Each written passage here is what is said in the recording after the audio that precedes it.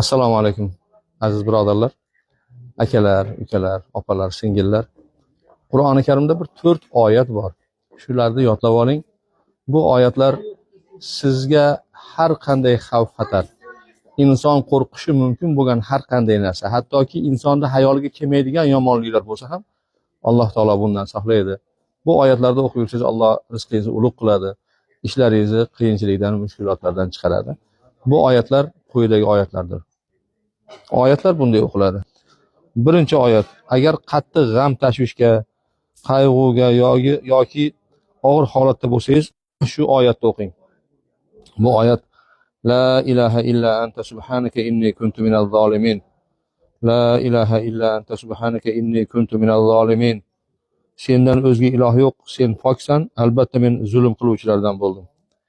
Ikkinchi oyat: agar oldinda qo'rqinchli bir ish turgan bo'lsa, shu oyatni: Hasbunallohu va ni'mal vakil.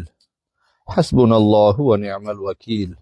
Bizga Allohning o'zi kifoya, u qanday ham yaxshi vakil. Uchinchi oyat: rizqingizga baraka beradi, baraka keltiradi.